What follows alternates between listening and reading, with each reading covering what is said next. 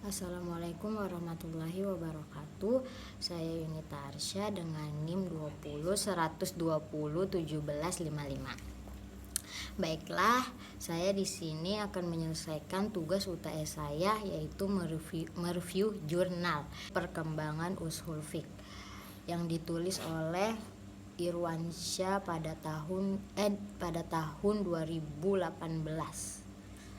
Baiklah, langsung saja. Dalam jurnal yang saya baca di sini menjelaskan tentang perkembangan ushul fiqh pada masa sahabat hingga masa tabi'in.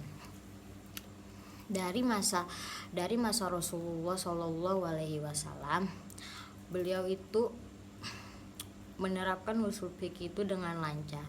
Dan ketika Rasulullah Shallallahu Alaihi Wasallam wafat, dan ushul fiqh pada masa Rasulullah Shallallahu Alaihi Wasallam itu sudah ada. Dan sebelum itu ushul fiqh itu bertentangan dengan kaidah-kaidah yang ada di sana. Maka muncullah ulama-ulama yang mensepakati ushul fiqh. Pada masa Rasulullah Shallallahu Alaihi Wasallam itu mempelajari ushul fiqh ini sangatlah penting, apalagi di era zaman sekarang banyak sekali aliran yang baru.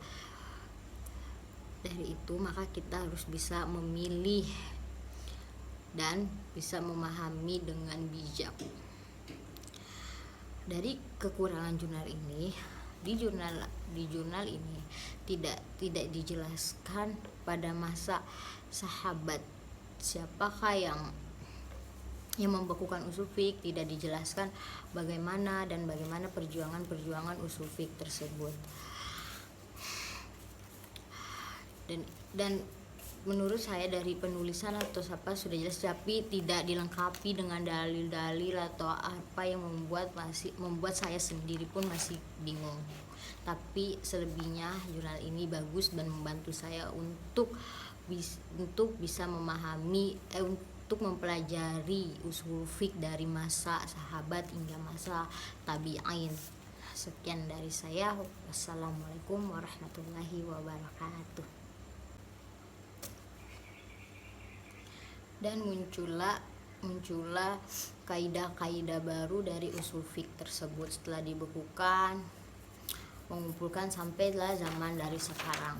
Dari jurnal yang saya baca ini, beliau ini mendefinisikan ushul fiqh dari masa ke masa hingga saat ini. Dan pada saat ini ushul fiqh masih dipakai di kalangan umat Islam. Imam Muhammad Idris Asy-Syafi'i, beliau ikut membekukan ushul fiqh. Dari masa itu ushul fiqh pada masa Rasulullah Shallallahu Alaihi Wasallam. Ushul fiqh sendiri itu sudah ada pada zaman Rasulullah Shallallahu Alaihi Wasallam. Pada zaman itu beliau sudah menerapkan tentang kaidah-kaidah yang ada dalam ushul fiqh.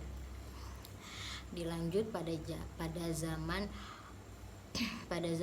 sahabat, di mana di zaman itu ushul fiqh sempat dibekukan karena meluasnya Islam dan sehingga tidak merata dan memunculkan masalah-masalah baru yang mengharuskan para sahabat itu memecahkan masalah dengan cara membekukan ushul fiqh.